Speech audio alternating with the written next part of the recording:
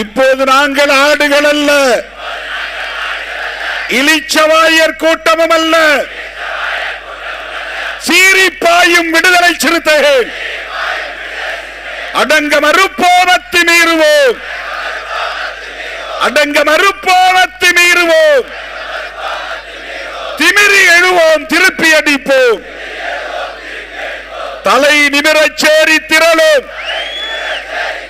தலை கீழாய் நாடு புரளும். வீர வணக்கம், வீர வணக்கம்.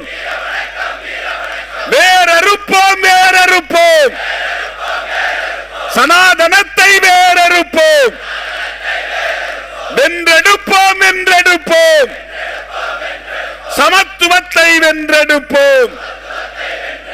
மோடி அரசே, மோடி அரசே, திரும்ப பெறு, திரும்ப பெறு. வக்ஃப் திருத்த சட்டத்தை, குடி உரிமை திருத்த சட்டத்தை திரும்ப பெறு, திரும்ப பெறு. பரப்பாதே, பரப்பாதே. முஸ்லிம்களுக்கு எதிராக, கிறிஸ்தவர்களுக்கு எதிராக வெறுப்பு அரசியலை பரப்பாதே, சிதைக்காதே, சிதைக்காதே. அரசமைப்பு சட்டத்தை சிதைக்காதே, சிதைக்காதே. முறியடிப்போம், முறியடிப்போம். சனாதன சதி செயல்களை முறியடிப்போம், முறியடிப்போம். சனாதன சக்திகளா, விடுதலை சிறுத்தைகளா? சனாதன சக்திகளா, விடுதலை சிறுத்தைகளா? விரட்டி அடிப்போம், விரட்டி அடிப்போம். சமத்துவத்திற்கு எதிரான மதவாத சக்திகளை, சனாதன சக்திகளை விரட்டி அடிப்போம், விரட்டி அடிப்போம். அழைக்கும் போதெல்லாம் ஓடோடி வருகிற என் உயிரின் உயிரான விடுதலை சிறுத்தைகளே, உங்கள் ஒவ்வொருவரின் காலடிகளையும் தொட்டு எனது நன்றி மலர்களை நான் காணிக்கையாக்குகிறேன்.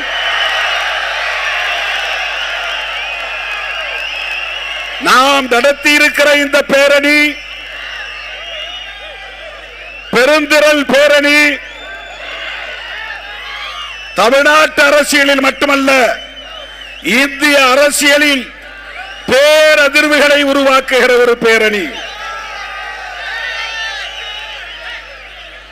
தோழர்கள் இங்கே சொன்னதை போல எல்லோரும் தேர்தல் கணக்குகளை பற்றி பேசிக் கொண்டிருக்கிறார்கள்.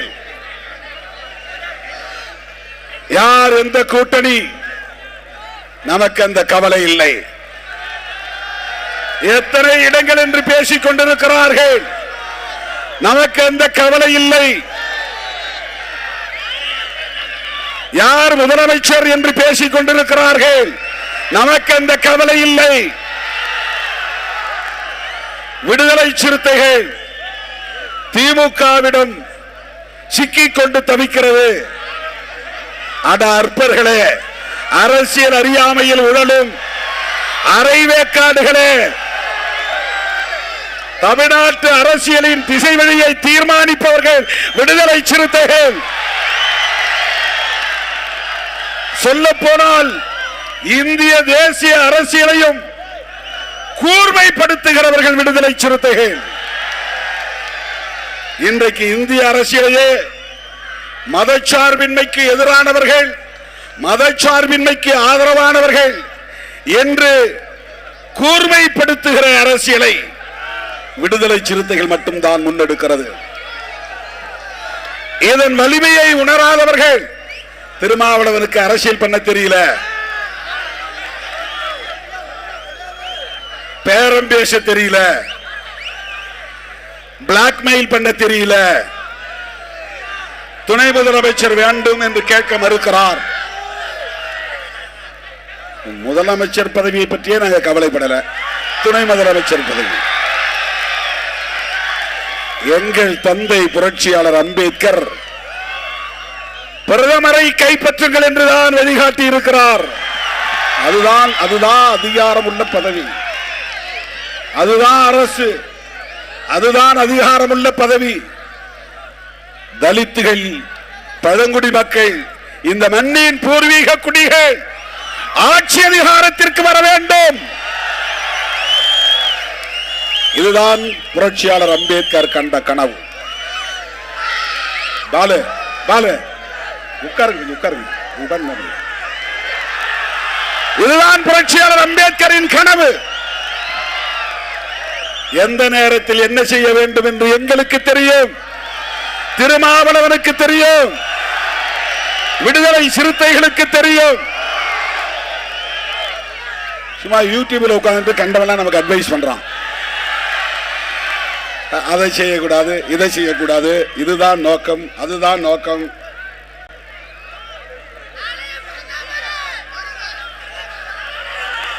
முப்பத்தஞ்சு வருஷம் இந்த அரசியல நாங்களும் கொட்டை போட்டுக்கிட்டு தான் இருக்கிறோம். பழந்தின்று கொட்டை போடுகிறவர்கள் 10 ஆண்டு காலம் தேர்தல் அரசியல வேண்டாம் என்று அரசியல் செய்தவர்கள் நாங்கள்.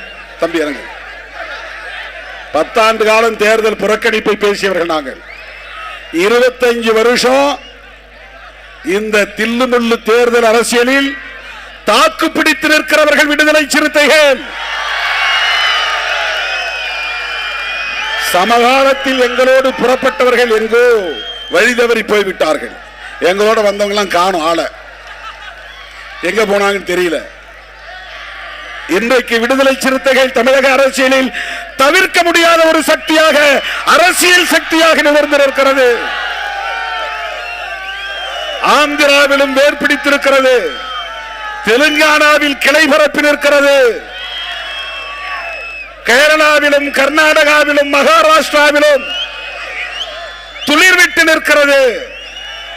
விடுதலை சிறுத்தைகள் கட்சி இன்றைக்கு எல்லா வரம்புகளையும் கடந்து வளர்ந்து நிமிர்ந்து நிற்கிறது.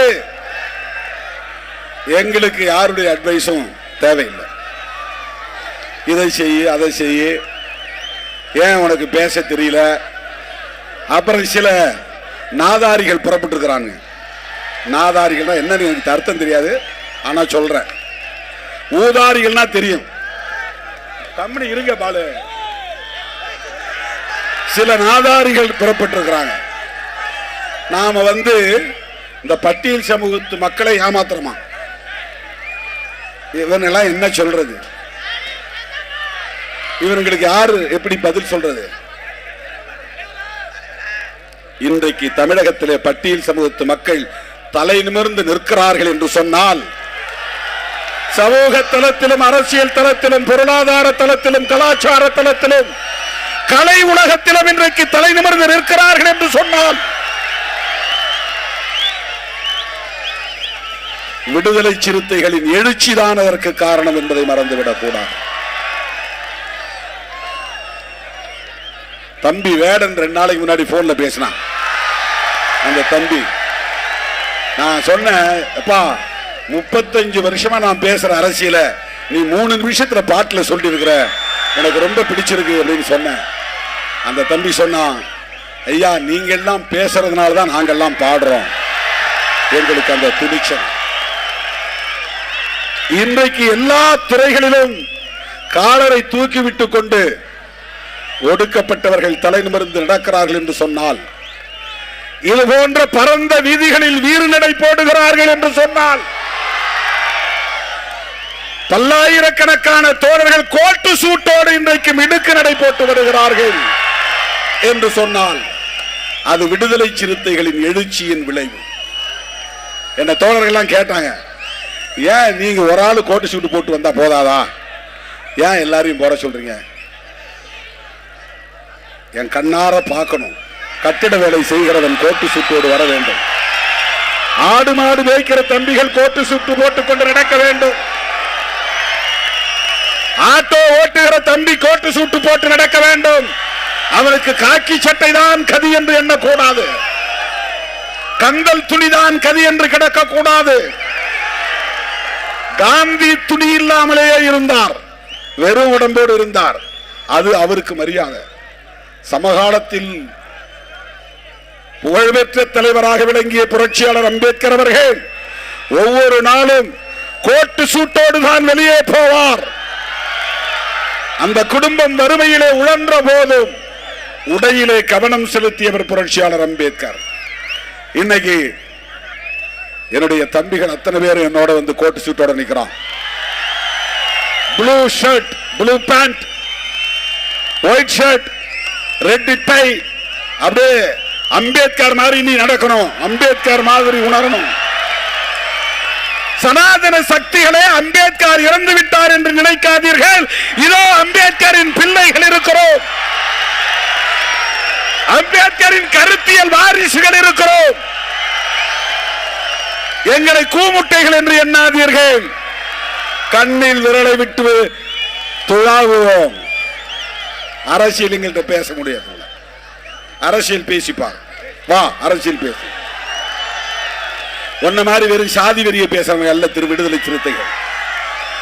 ஆண்ட பரம்பரை, வீர பரம்பரை என்று சொல்லக்கூடியவர்கள் அல்ல, அறிவு பரம்பரை, ஞான வம்சத்தை சார்ந்தவர்கள்.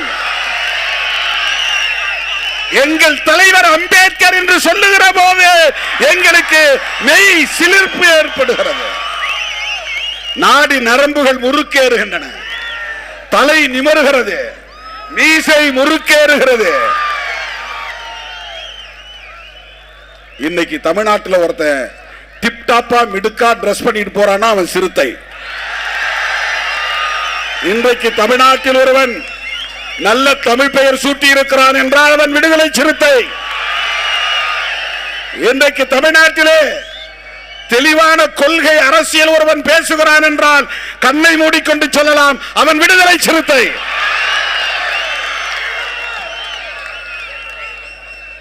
எவ்வளவு தில்லுமுள்ளு அரசியல் என்பது உங்களுக்கு தெரியும். இதே திருச்சியில் இந்த பேரணி நடத்துறதுக்கு முதல்ல அனுமதி இல்லைன்னு சொல்லிட்டாங்க. நாம ஆளுங்கட்சி கூட்டணியில் தான் இருக்கிறோம். காவல்துறை சொன்னாங்க எங்களுக்கு அனுமதி தர சொல்லி மேலிடத்தில் இருந்து எந்த இன்ஸ்ட்ரக்ஷன் வரல, அனுமதி இல்லைன்னாங்க. தமிழ்நாடு முழுக்க இன்னைக்கு காவல்துறை உயர் நீதிமன்றத்தில் வந்த தீர்ப்பு, கொடிக்கம்பங்களை தான் வெளியேற்றணும், இடிக்கணும், அப்புறப்படுத்தணும். மற்ற கட்சி கொடிக்கம்பங்கள்லாம் அப்படியே இருக்கு. போலீஸுக்கும் ஹைவேஸுக்கும் இதுதான் ஒரு வாய்ப்புன்னு உடனே இறங்கிட்டான் களத்துல. சிறுத்தைகள் கொடியெல்லாம் இடிதான்றான். இவ்வளவு நெருக்கடிகளை தாங்கிக் கொண்டு இந்த களத்திலே நிற்கிற இயக்கம் விடுதலை சிறுத்தைகள் கட்சி. கொடியேற்ற முடியவில்லை, பொதுக்கூட்டம் நடத்த முடியவில்லை, பேரணி நடத்த முடியவில்லை, மாநாடு நடத்த முடியவில்லை. இப்படியெல்லாம் நெருக்கடிகள் 25 ஆண்டுகளாக நாம கூட்டணியில் இருப்போம். கூட்டணி கட்சிக்காரனே ஒருத்தர் மேல ஏறி அந்த கொடியை மட்டும் கட் பண்ணுவான் என்ற ஒன்றாவது காட்டினாங்க. அந்த தம்பி ஒரு நாள் சிறுத்தையா மாறுவான், பொறுமையா இருங்க என்று நான் சொல்லி இருக்கிறேன். வண்டியில கல்லெடுத்து அடிப்பான், அந்த தம்பிகள் ஒரு நாள் பூவெடுத்து வீசுவான் என்று நான் சொல்லி இருக்கிறேன். இப்படித்தான் இந்த அடக்குமுறைகளையும் நெருக்கடிகளையும் தாக்குப்பிடித்து இந்த இயக்கம் 1/4 நூற்றாண்டு காலம் இந்த களத்திலே போராடி கொண்டிருக்கிறது. தவிர்க்க முடியாத ஒரு அரசியல் சக்தியாக மாறி இருக்கிறது. ஏன் திமுகவை ஆதரிக்கிறோம்? திமுக கூட்டணியை விட்டு வெளியே நின்றால் என்ன ஆகிவிடும்? எங்க மேல என்ன ஏதாவது இன்கம் டாக்ஸ் ரைடு வரப்போதா? இடி ரைடு வரப்போதா? வேற என்ன செய்ய முடியும் உங்களால? மாநில அரசாலும் ஒண்ணும் பண்ண முடியாது, மத்திய அரசாலும் ஒண்ணும் பண்ண முடியாது. நாங்க எதற்காக பயப்பட வேண்டும்? யாருக்காக பயப்பட வேண்டும்? என்ன நெருக்கடி?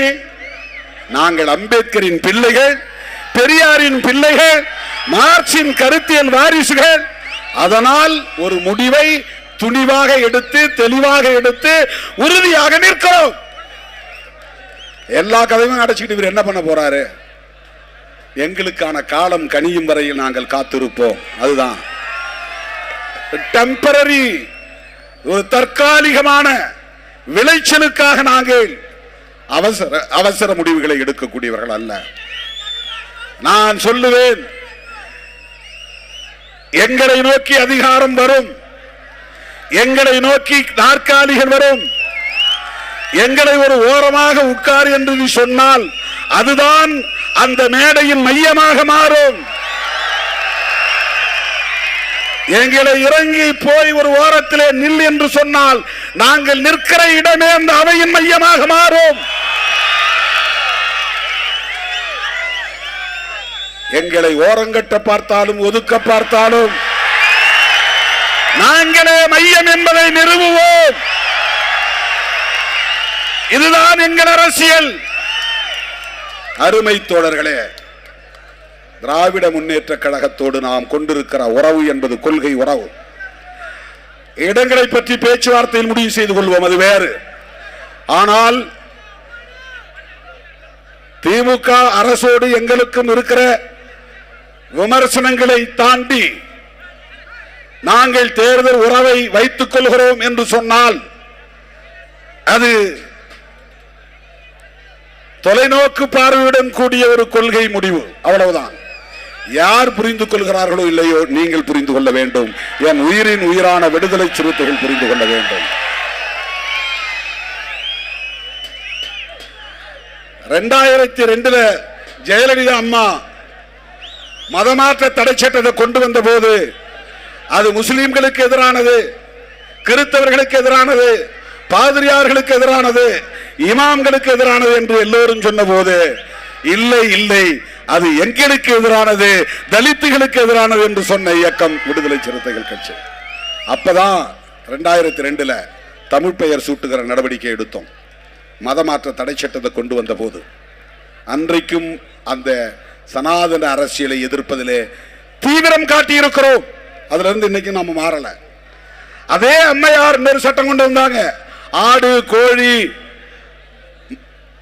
பலியிடக்கூடாது. என்னென்ன ஆடு பலியிடுவாங்க, கோழி பலியிடுவாங்க, வேற என்ன பன்றி பலியிடுவாங்க.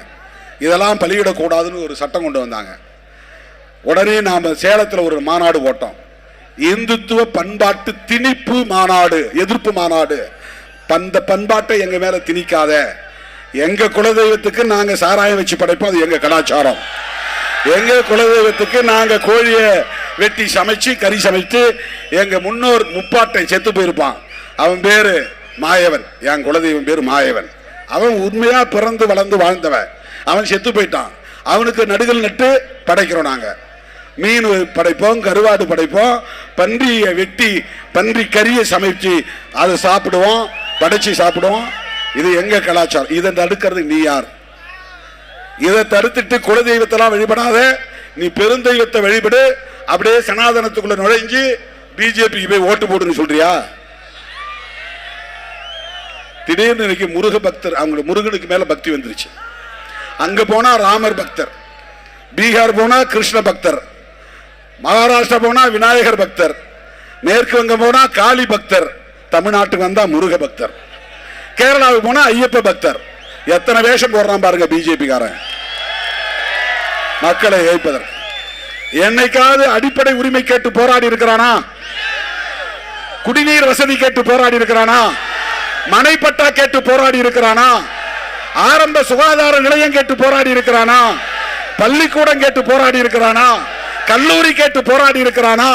இடஒதுக்கீடு கேட்டு போராடி இருக்கிறானா? தனியார் துறைகளில் இடஒதுக்கீடு வேண்டும் என்று சொல்லி இருக்கிறானா? நீட் வேண்டாம் என்று போராடி இருக்கிறானா? ஓபிசி இடஒதுக்கீட்டை உயர்த்த வேண்டும் என்று சொல்லி இருக்கிறானா? மதமாறியவர்களுக்கு இடஒதுக்கீடு வேண்டும் என்று சொல்லி இருக்கிறானா? திடீர்னு முருக பக்தன் என்ன கேட்டான்? முருக பக்தன் என்ன, பழனிக்கு போனா அவனுக்கு அங்க பஞ்சாமிர்தம் கிடைக்கும், வாங்கி சாப்பிட்டு வர போறான், இங்க இருந்து நடந்து போறான். முருக பக்தனுக்கு ஒரு கோரிக்கையுமே இல்லையே, நீ எதுக்கு முருக பக்தன் மாநாடு நடத்துற? இதுதான் சனாதன புத்தி உத்தி அரசியல். இந்த மக்களை மதத்தை சொல்லி மயக்க பார்க்கிறார்கள். தலித்துகளை இந்துக்கள் தானே. இதே பிஜேபி காரன் தலித்துகள் தெருக்கு தேர் வரணும்னு போராடி இருக்கிறானா? மேல் பாதியில கோயிலை திறக்கணும்னு போராடி இருக்கிறானா?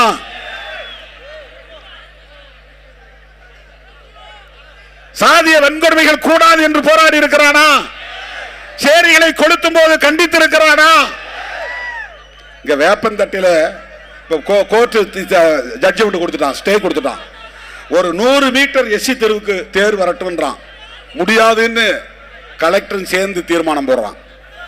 கலெக்டர் போலீஸ் எல்லாம் சேர்ந்து பழையபடி எப்படி இருந்ததோ அப்படியே இரு. இது என்ன தீர்மானம்? இது கடந்த காலத்தில் எப்படி இருந்ததோ அப்படியே இரு, அப்படியே இருன்னு சொல்றதுக்கு தான் அரசமைப்பு சட்டத்தை நீர்த்து போக செய்கிற வேலையை செய்யறாங்க.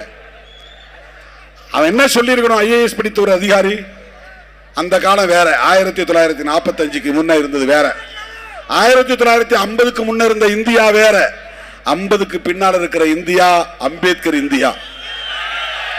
50க்கு முன்னால இருந்த இந்தியா மனு இந்தியா, அது மனு இந்தியா. மனுவை வீழ்த்துவதற்கு புறப்பட்டு வந்தவர் தான் புரட்சியாளர் அம்பேத்கர். அவர் எழுதின சட்டம் மனு சாஸ்திரம், புரட்சியாளர் அம்பேத்கர் எழுதின சட்டம் கான்ஸ்டிடியூஷன். 50க்கு பின்னால் இருக்கிற இந்தியா அம்பேத்கர் இந்தியா. இந்த இந்தியாவில் 100 மீட்டர் தேரை கொண்டு வர மாட்டேன்னு நீ சொல்றனா, நீ எதுக்கு ஐஏஎஸ் படிச்ச? நீ எதுக்கு ஐபிஎஸ் படிச்ச? பாத்தீங்களா, இயற்கை நமக்கு ஒத்துழைப்பு தருதா இல்லையா? போயிருச்சு. நீங்க டிவைடர்ல ஏறினதுனால தான் லைட் எல்லாம் கட் பண்ணிட்டாங்க, இல்லைன்னா லைட் நமக்கு வந்திருக்கும், வெளிச்சம் நல்லா இருந்திருக்கும். தோழர்களே, இப்படி தலித்துகள் இந்துக்களாக இருந்தாலும் கூட தலித்துகளின் உரிமைகளுக்காக போராடாதவர்கள் தான் பிஜேபி காரர்கள். அந்த பிஜேபியினுடைய செயல் திட்டத்தை நடைமுறைப்படுத்துறதுக்கு பல பேர் பல வேஷம் போடுறாங்க, பல பேர் பல வேஷம் போடுறாங்க.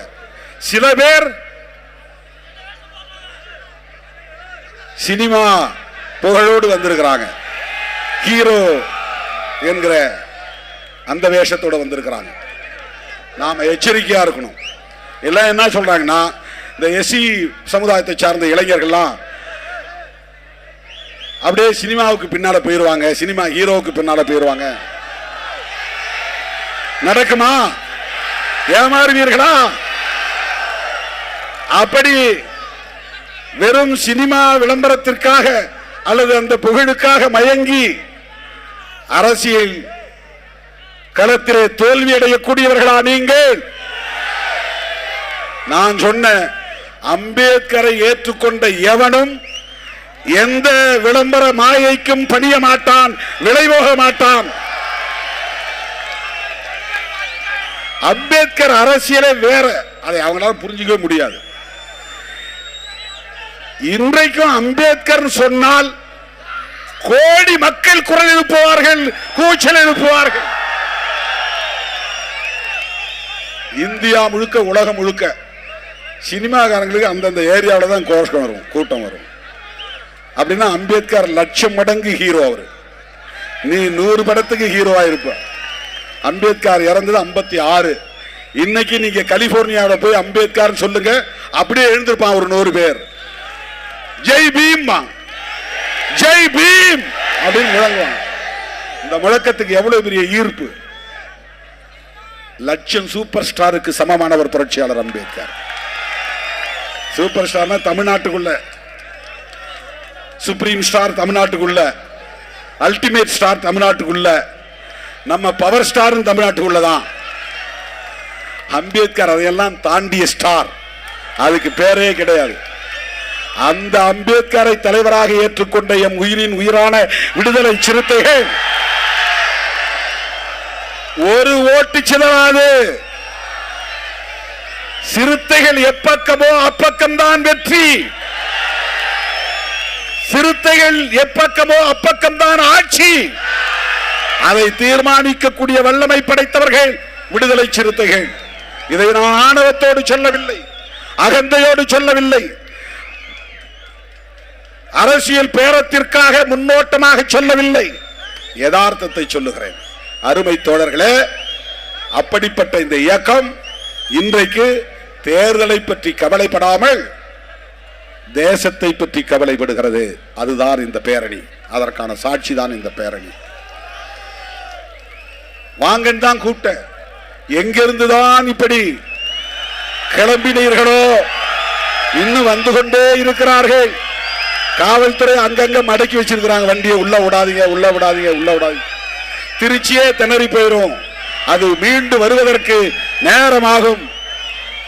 இப்ப நம்ம வெளியே போறதுக்கு 2 மணி நேரம் ஆகும். அதான் இப்ப அவங்களுக்கு இருக்க கவலை.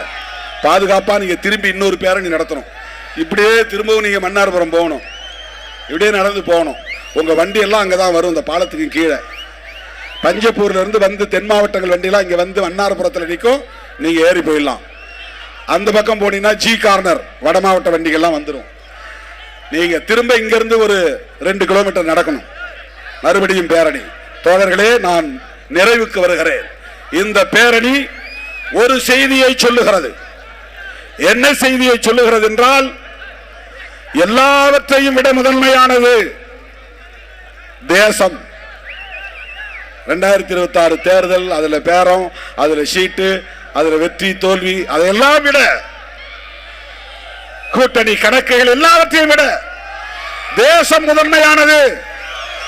அந்த தேசத்தை கட்டமைக்க வேண்டும் என்றால், அம்பேத்கர் தேசத்தை கட்டமைக்க வேண்டும் என்றால், அவர் வகுத்தளித்த அரசமைப்பு சட்டத்தை பாதுகாக்க வேண்டும்.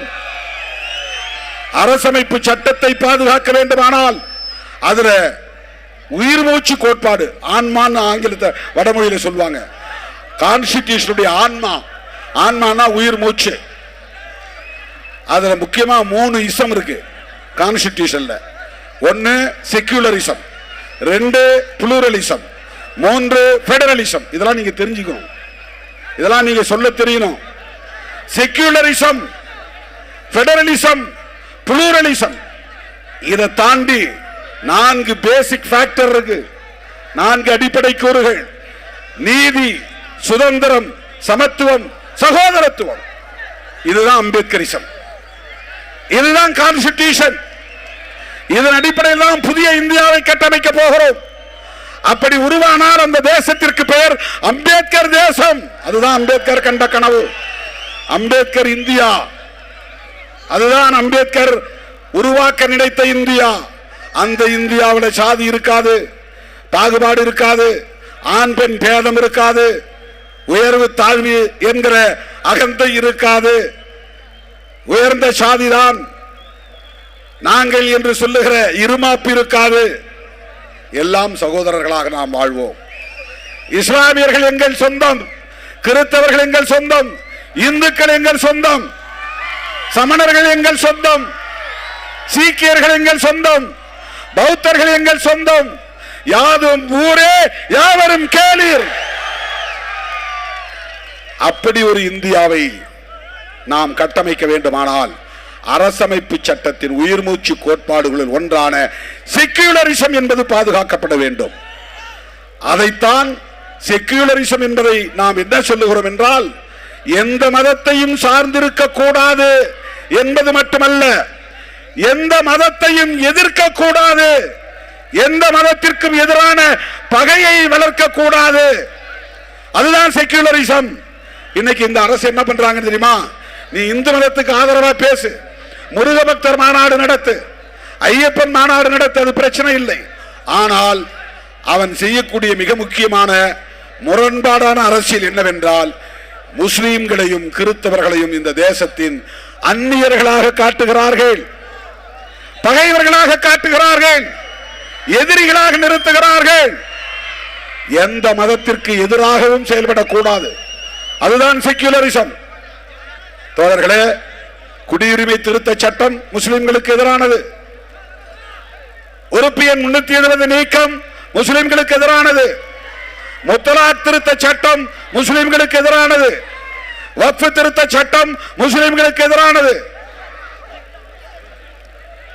ஒரு அரசாங்கம் இப்படி எதிராக செயல்படலாமா? அரசுக்கு மதம் இல்லை. இதை மட்டும் சொல்லி நிறைவு செய்ய விரும்புகிறேன். உலகத்தில் தோன்றிய எல்லா மதங்களுக்கும், எல்லா நாடுகளுக்கும் அரச மதம் உண்டு, இல்லை என்று மறுக்கவில்லை, அதை ஏற்றுக்கொள்கிறோம்.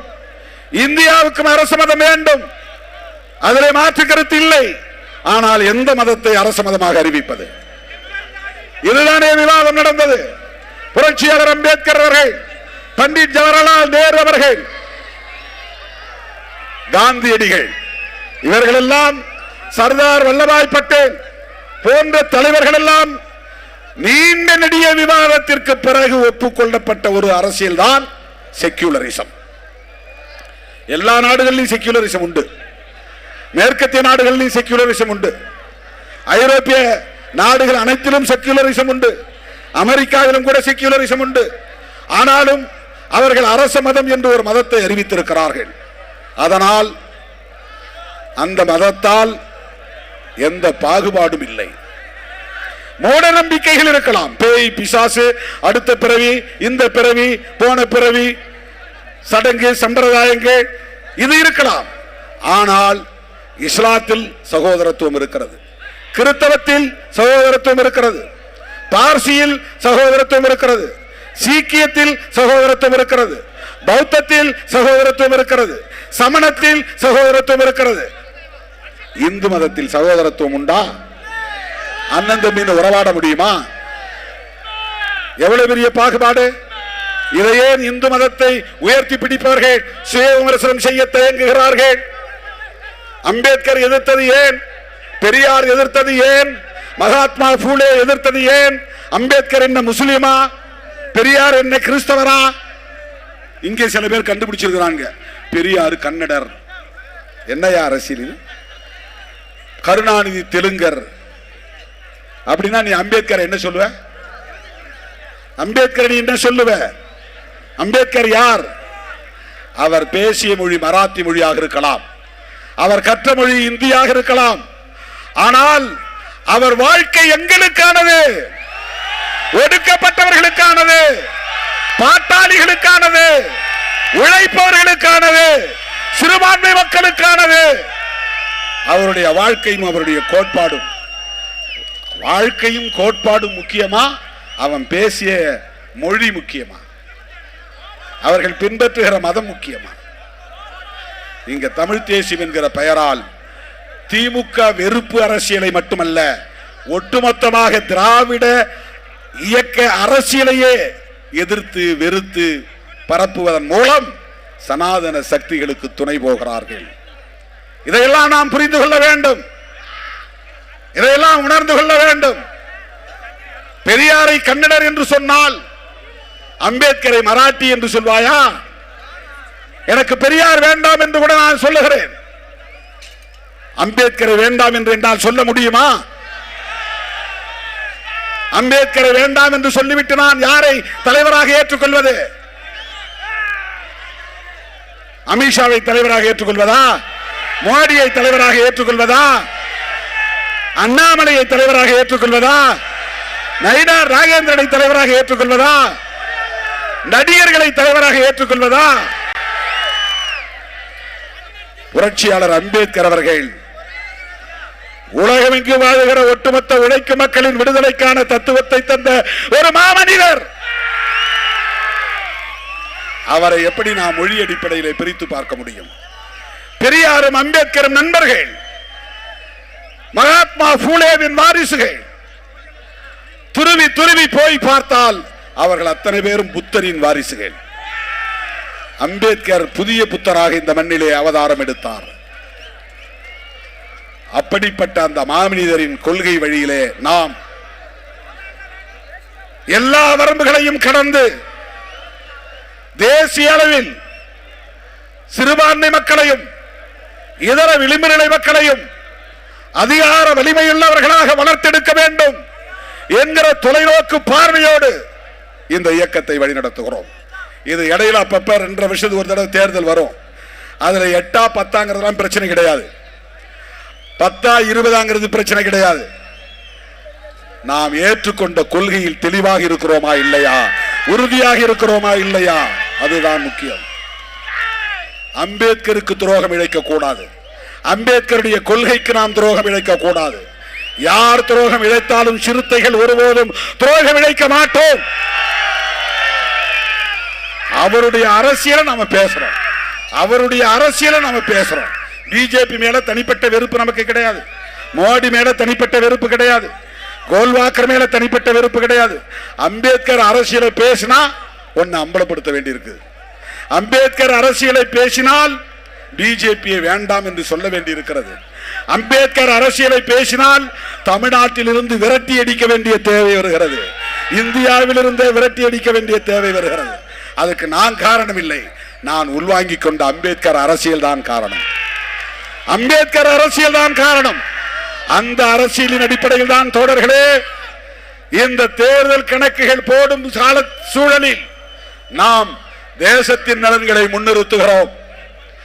எனவே இந்த மாபெரும் பேரணியின் மூலம் நாம் சொல்லுகிற மெசேஜ், மதம் மக்களுக்கானதே தவிர அரசுக்கானதல்ல. அதனால் செக்யூலரிசம், அம்பேத்கர், நேரு, காந்தி எல்லோரும் சேர்ந்து இந்த அரசுக்கு மதம் வேண்டாம் முடிவு பண்ணாங்க. இந்து மதத்தை அறிவிக்கலாம், அதான் பிஜேபி சொல்றான், ஆர்எஸ்எஸ் சொல்றான், எல்லாரும் சொல்றான். இந்து மதத்துல டிஸ்கிரிமினேஷன் இல்லைன்னு சொல்லுங்க, சகோதரத்துவம் இருக்குன்னு சொல்லுங்க. நாம் எல்லாம் சகோதரர் வந்து நாளைக்கு கட்டி பிடிக்க தயாரா? கட்டி பிடிக்க தயாரான்னு தான் கேட்கிற. இதையே திருச்சி பேசுவாங்க. திருமாவளவன் வேற மாதிரி பேசினாரும்பான், பரப்புவாங்க. அண்ணன் தம்பியாய் கட்டி பிடிக்க உன்னால் முடியுமா? என்னையும் ஒரு சகோதரனாக உன்னால் ஏற்றுக்கொள்ள முடியுமா? இந்து மதத்தில் சகோதரத்துவம் உண்டு, திருமாவளவன் எங்களோடு இணைய வேண்டும் என்று சொல்லுகிற துணிச்சல் உங்களுக்கு உண்டா? பிரச்சனை அதுதான். நோ ஃப்ரெட்டர்னிட்டி, சகோதரத்துவம் இல்லை. அதனால இந்தியாவின் அரச மதமாக இந்து மதத்தை அறிவிக்க முடியாது, முஸ்லீமை அறிவிக்க முடியாது, இஸ்லாத்தை அறிவிக்க முடியாது, அது வெளிநாட்டில் தோன்றிய மதம். கிறிஸ்தவத்தை அறிவிக்க முடியாது, அது வெளிநாட்டில் தோன்றிய மதம். சமணத்தை அறிவிக்க முடியாது, அது சின்ன மதம். பௌத்தத்தை அறிவிக்க முடியாது, அது கண்ணால பார்க்க முடியாத ஒரு மதம். பூத கண்ணாடி வச்சுதான் பார்க்கணும். 50 லட்சம் பேரோ 1 கோடி பேரோ இருக்கிறாங்க 140 கோடி பேர்ல. அது மதம் அழிஞ்சு போச்சு. ஒரு காலத்துல ஓஹோன்னு இருந்தது. மதத்தை அறிவிக்க முடியாது. சீக்கியத்தை அறிவிக்க முடியுமா? அறிவிக்க முடியாது, சின்ன மதம். பார்சி மதத்தை அறிவிக்க முடியுமா? அது வெளிநாட்டு மதம். அறிவிச்சா இந்து மதத்தை அறிவிக்க முடியும். இந்து மதத்துல சகோதரத்துவம் இல்லையே, இந்து மதத்தில் அண்ணன் தம்பி உறவாடல் இல்லையே. அதனால் தானே அம்பேத்கர் வேண்டாம் என்றார், அதற்குத்தானே காந்தி ஒத்துக்கொண்டார், அதைத்தானே நேரு ஏற்றுக்கொண்டார், அதைத்தானே சர்தார் பட்டேலும் வழிமொழிந்தார். அதனால் தானே இந்த அரசமைப்பு சட்டம், அதனால் தானே நம்முடைய அரசு செக்யூலர் ஸ்டேட். இதை தகர்ப்பதற்காகத்தான் தோழர்களே பிஜேபி முயல்கிறது. என்ன அர்த்தம்? வக்ஃப் திருத்த சட்டம் முஸ்லிம்களுக்கு எதிரானது, கடந்து போக முடியுமா? குடியுரிமை திருத்த சட்டம் முஸ்லிம்களுக்கு மட்டும்தான் எதிரானது என்று கடந்து போக முடியுமா? நீங்கள் செய்கிற ஒவ்வொரு செயலும், எடுத்து வைக்கிற ஒவ்வொரு அடியும் எங்கள் தலைவர் புரட்சியாளர் அம்பேத்கர் வகுத்தளித்த அரசமைப்பு சட்டத்திற்கு எதிரான தாக்குதல். எப்படி பொறுத்துக் கொள்ள முடியும்? ஒருபோதும் அனுமதிக்க மாட்டோம். அரசமைப்பு சட்டத்தின் மீதான தாக்குதலை அம்பலப்படுத்துவோம். அவ எவ்வளவு டாக்டிக்ஸா தந்திரமா பண்றான் பாருங்க. அம்பேத்கருக்கு ஜெயந்தி கொண்டாடுவான், அம்பேத்கருக்கு சிலை அமைப்பான், அம்பேத்கர் பிறந்த நாள் கொண்டாடுவான், அம்பேத்கரை போற்றி புகழ்வான். ஆனால் அம்பேத்கர் எழுதிய சட்டத்தை குப்பையிலே தூக்கி வீசுவான், காலில் போட்டு மிதிப்பான். இதுதான் சங்க பரிவாரங்களின் நடவடிக்கைகள். என் உயிரின் உயிரான விடுதலை சிறுத்தைகளே,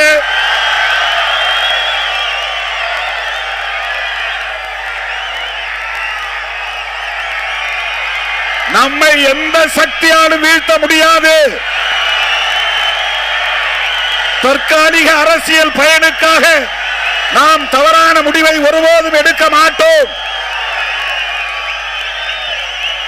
தேர்தல் அரசியலில் கிடைக்கிற தற்காலிக பயன் முக்கியம் இல்லை.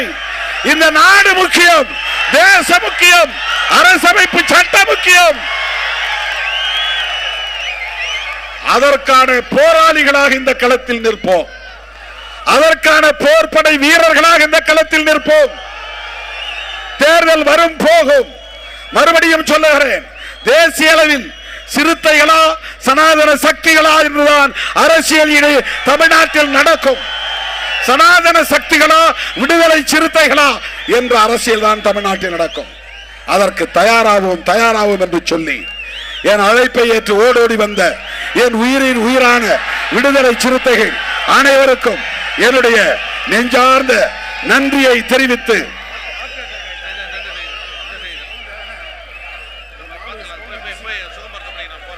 உங்கள் அனைவருக்கும் மீண்டும் ஒருமுறை எனது நெஞ்சார்ந்த நன்றியை தெரிவித்து பாதுகாப்பாக அனைவரும் திரும்பி அவரவர் ஊருக்கு போய் சேர வேண்டும் என கேட்டு இந்த மகிழ்ச்சி தொடர்ந்து நீடிக்காத வகையில் வந்திருக்கிற ஒரு துக்க செய்தி.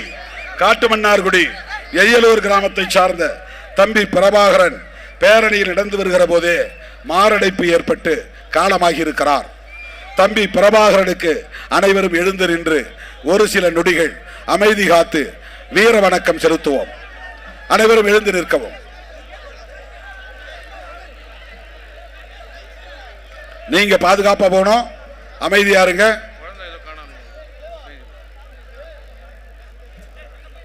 சில நொடிகள் அமைதி காப்போம். அன்பு தம்பி பிரபாகரனுக்கு அகவணக்கம் செலுத்துவோம்.